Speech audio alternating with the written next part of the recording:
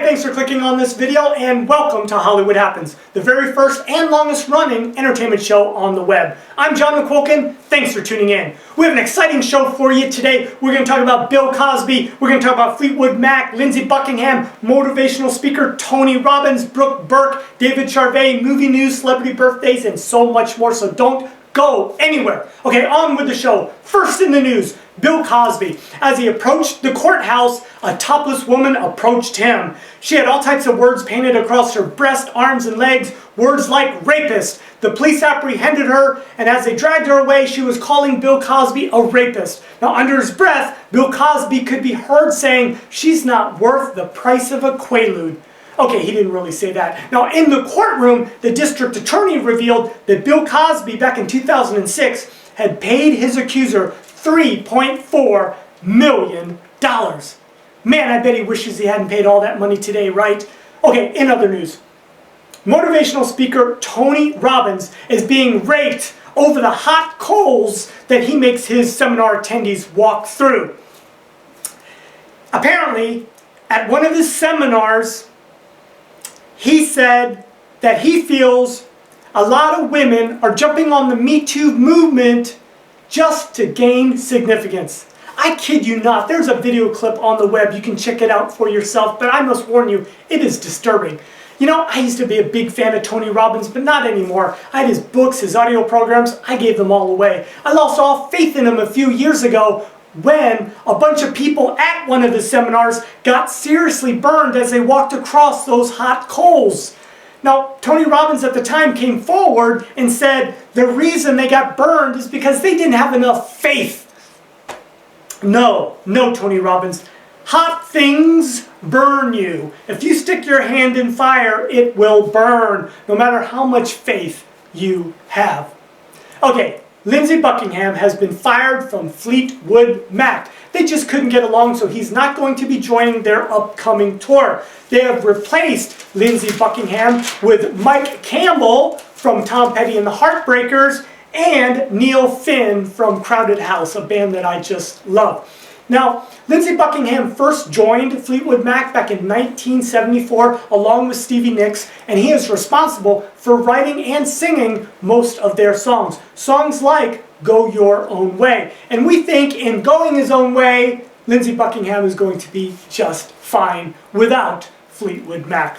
Okay, Brooke Burke, she was a host on Dancing with the Stars, and David Charvet, you might remember him from Baywatch. I used to work with him on Baywatch. He's a nice guy. They are getting divorced after 7 years of marriage, and they were engaged for 5 years prior to marriage, so they've been together for a while. They think, they say they still respect each other, but they think it is just best for the children. They have 2 kids together, and Brooke also has 2 kids from her previous marriage to Beverly Hills plastic surgeon Garth Fisher. So we wish them all the best during this trying time. Hey, did you guys go see a film this past weekend? If you did, you may have seen the film A Quiet Place, because that film dominated at the box office, bringing in $50.2 million in its opening week. Now, coming in number 2 was Ready Player One. It brought in another $24.6 million for a grand total of $96.5 million. So that film is just doing incredible. Coming in number 3 was Blockers. It opened at $20.6 million. And I thought that film would have done a little bit better than that, but not much better. Now, coming in number 4 was Black Panther. It brought in another $8.7 million for a grand total of $665.6 million. And rounding out the top 5 was the film Acrimony. It brought in another $8.4 million for a grand total of $31.7 million. So if you went to see a film this past weekend on behalf of the box office, I would like to give you a great big thank you. In celebrity birthdays, Elle Fanning turns 20 years old, Kristen Stewart turns 28 years old, Dennis Quaid turns 64, and Keisha Knight Pulliam from The Cosby Show, she turns 39. And I'm sure they're all watching right now, so I just want to wish all of them a great big old Hollywood Happens happy birthday. On this day in history, back in 1962, Sophia Loren won the Best Actress Oscar at the Academy Awards for her film Two Women. And also on this day in history, back in 2005, Prince Charles married Camilla Parker Bowles just 8 years after the death of his first wife, Princess Diana. Okay, our quote of the day today is a good one. It comes from Mother Teresa. She said, "If you can't be with the one you love, then love the one you're with. Love the one you're with." No, wait, she didn't say that. No, what she said was, if you can't feed 100 people, then feed just one. And you know, and I got to thinking about that, and I said, wow, we can use that in all aspects of our life, right? Like, if you can't help 100 people, then help just one. If you can't smile at 100 people, then smile at just one. If you can't have sex with 100 people, then have sex with just one. Okay, now I've gone too far.